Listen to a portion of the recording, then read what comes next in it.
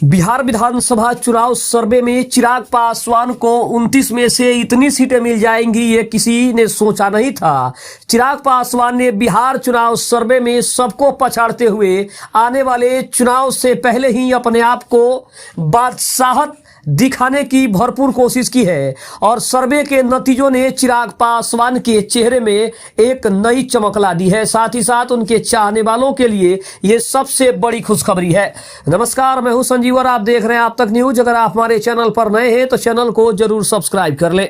बता दें कि बिहार चुनाव सर्वे के नतीजे सामने आने लगे हैं। चिराग पासवान को 29 में से इतनी सीटें मिल जाएंगी, ये किसी ने सोचा नहीं था। सबको पछाड़कर चिराग पासवान ने अपनी बादशाहत कायम करने की तैयारी शुरू कर दी है। आपको बता दें कि विधानसभा चुनाव के पहले चरण का मतदान आज यानी 6 तारीख को होने वाला है और उसके पहले ही चुनाव के नतीजों ने और सर्वे के नतीजों ने सभी को चौंका दिया है। बता दें कि एनडीए में सीट बंटवारे के तहत चिराग पासवान की पार्टी 29 सीटों पर चुनाव लड़ रही है। यह संख्या वह सीटें हैं जिन पर उनकी पार्टी ने गठबंधन के अंदर समझौते के बाद अपने उम्मीदवार को उतारा है। वोटिंग से ठीक पहले आए हुए कुछ ओपिनियन पोल के अनुसार चिराग पासवान की पार्टी लोजपा रामविलास को संभावित रूप से 17 से 20 सीटें मिलने का अनुमान है। तो वहीं कुछ सर्वे ये भी बता रहे हैं कि चिराग पासवान की पार्टी को 4 से 7 सीटें मिल रही है। तो कुछ सर्वे के नतीजे ये बता रहे हैं कि चिराग पासवान को 8 से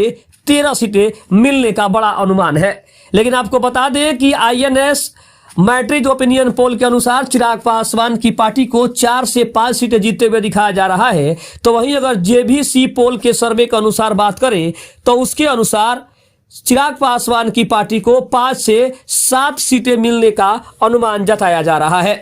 अगर हम बात करें तो चिराग पासवान एनडीए में लड़ने के लिए उनको 29 सीटें मिली है और सर्वे ओपिनियन पोल के कुछ सर्वे के अनुसार 4 से 7 तो कुछ में 4 से 5 सीटें दिखाई जा रही है। लेकिन जो मेरा चैनल आप तक न्यूज है, जिसमें हम लोगों ने जो सर्वे किया है और जो जनता की राय हमने जानने की कोशिश की है, तो हमारे चुनाव सर्वे के अनुसार अगर देखा जाए तो कहीं ना कहीं हमारा चैनल 18 से 20 सीटें अनुमान के तौर पे दिखा रहा है, जो कि चिराग पासवान की बादशाहत कायम करने के लिए काफी माना जा रहा है। दूसरी तरफ इस बात को समझने की कोशिश करें तो कहीं ना कहीं चिराग पासवान की पार्टी लोजपा रामविलास की जो भूमिका है उसकी विस्तृत सीट विश्लेषण पर ही बात करना जरूरी है। बिहार की राजनीति के एक महत्वपूर्ण और गतिशील चेहरे चिराग पासवान और उनकी पार्टी लोक जनशक्ति पार्टी रामविलास, जिसे अब केवल लोजपा रामविलास के नाम से जाना जाता है, उसके ऊपर विस्तार से चर्चा करेंगे। यह विश्लेषण उसकी वर्तमान राजनीतिक स्थिति, गठबंधन में उनकी भूमिका और विभिन्न सर्वे पोल्स में उनके लिए अनुमानित सीटों पर केंद्रित है। एनडीए गठबंधन में चिराग पासवान की वर्तमान स्थिति के बारे में ही बात करना जरूरी है। सबसे पहले हमें यह समझना होगा कि चिराग पासवान की राजनीति अब एक नए आयाम पर खड़ी है। 2020 के विधानसभा चुनाव के विपरीत जब उन्होंने बिहार फर्स्ट और बिहारी फर्स्ट के नारे के साथ अकेले चुनाव लड़ा था, इस बार वह पूरी मजबूती के साथ राष्ट्रीय जनतांत्रिक गठबंधन का हिस्सा है। प्रधानमंत्री नरेंद्र मोदी के नेतृत्व में एनडीए ने उन्हें न केवल वापस लिया बल्कि एक महत्वपूर्ण सहयोगी का दर्जा भी दे दिया। यह उनकी हनुमान वाली छवि और दलित खासकर के पासवान वोट बैंक पर उनकी पकड़ को दर्शाता है। सीटों का औपचारिक बंटवारा अगर बात करें तो लोकसभा चुनाव 2024 में शानदार प्रदर्शन करने के बाद विधानसभा चुनाव में चिराग पासवान की पार्टी को एनडीए गठबंधन के भीतर एक सम्मानजनक संख्या में सीटें मिली है। गठबंधन के तहत लोजपा रामविलास को कुल 29 विधानसभा सीटों पर चुनाव लड़ने के लिए फाइनल किया गया। यह संख्या पिछली बार की तुलना में जब उन्होंने 135 से अधिक सीटों पर चुनाव लड़ा था उससे तो कम है, लेकिन गठबंधन की राजनीति में यह एक मजबूत और प्रभावशाली संख्या भी मानी जा रही है, जो उन्हें बिहार के लगभग हर क्षेत्र में उपस्थिति दर्ज कराने का मौका दे रही है। अब अगर बात करें सर्वे और ओपिनियन पोल्स का, तो उसका जो विस्तृत विश्लेषण है उसके ऊपर भी बात करना जरूरी है। चुनावों से पहले विभिन्न एजेंसियों द्वारा किए गए सर्वे और हमारे चैनल के द्वारा ओपिनियन पोल्स में चिराग पासवान की पार्टी को लेकर मिश्रित संकेत मिलते हैं। यह अनुमान इस बात पर आधारित है कि उनकी पार्टी अपनी आवंटित 29 में से कितनी सीटों पर जीत हासिल कर सकती है। अगर हम प्रमुख एजेंसी सर्वे की बात करें तो विभिन्न सर्वे का औसत बताता है कि लोजपा रामविलास की संभावित जीत का आंकड़ा 5 से 8 सीटों के बीच रह सकता है। लेकिन वहीं अगर हमारे अपने चैनल की बात करें तो 18 से 20 सीटों आने की जो बड़ी संभावना है वो दिखाई जा रही है, क्योंकि हमने जो सर्वे किया और हमने जो लोगों से जानने की कोशिश की कि चिराग पासवान की स्थिति कितनी मजबूत है, उसके अनुसार हमने ये अनुमान लगाया कि चिराग पासवान को 18 से 20 सीटें या इससे ज्यादा सीटें भी मिल सकती है। लेकिन बात करें तो INS मैट्रिज एक सर्वे अनुमान लगाता है जिसमें चिराग पासवान की पार्टी को 4 से 5 सीटें वो दे रहा है। तो वहीं JVC पोल के अनुसार लोजपा रामविलास के खाते में 5 से 7 सीटें आ रही है। कुछ अगर अन्य सर्वेक्षणों में आंकड़ा थोड़ा और अधिक यानी 6 से 8 तक भी जा सकता है, खास करके जब चिराग पासवान की रैलियों को अच्छा समर्थन मिल रहा है। अब अगर जीत के अनुमान को प्रभावित करने वाले कारक पर बात करें तो ये अनुमान केवल संख्या नहीं, वे कई जमीनी सच्चाइयों पर भी आधारित है। सबसे बड़ा अगर कारण बात करें तो वोट का जो ट्रांसफर है, एनडीए के अन्य घटक दलों भाजपा जदयू का वोट लोजपा रामविलास के उम्मीदवारों को कितनी आसानी से ट्रांसफर होता है, ये सबसे बड़ा मुद्दा है। वहीं जातिगत समीकरण की बात करें तो पासवान समुदाय का एक मुश्त वोट चिराग पासवान के पक्ष में अगर पड़ता है तब भी सर्वे के नतीजे काफी अलग हो सकते हैं।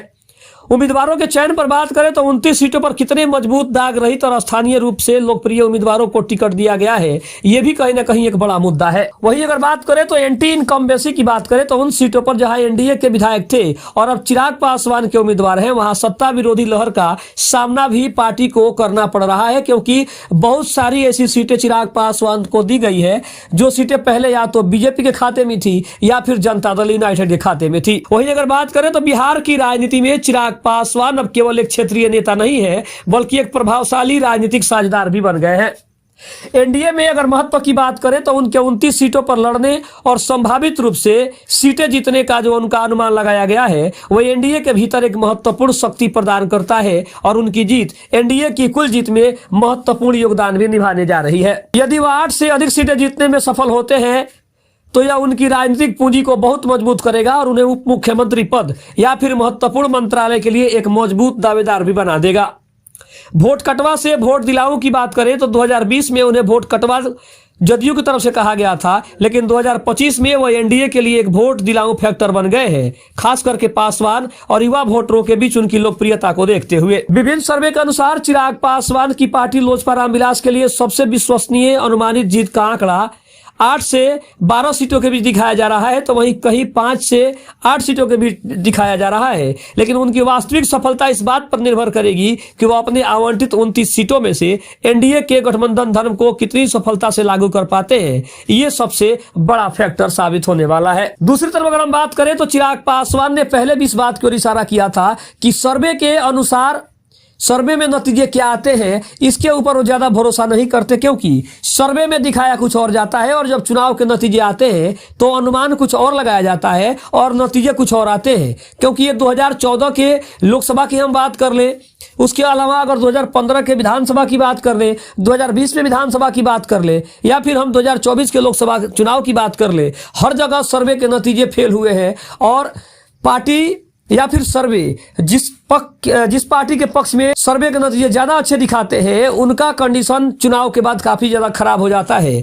तो कहीं ना कहीं सर्वे के नतीजों पर चिराग पासवान का ध्यान नहीं है, बल्कि उनका ध्यान है कि लोग उन्हें कितना प्यार कर रहे हैं, लोग उन्हें कितना मान रहे हैं, लोग उन्हें कितना सम्मान दे रहे हैं और लोग विकास को कितना बड़ा मुद्दा बना रहे हैं, पार्टी को कितना बड़ा मुद्दा बना रहे हैं। इसी के अनुसार चुनाव में कहीं ना कहीं उसके नतीजे सामने आएंगे। तो चिराग पासवान इन सर्वे के नतीजों के ऊपर नहीं बल्कि अपनी मेहनत और लगन के ऊपर ज्यादा भरोसा कर रहे हैं।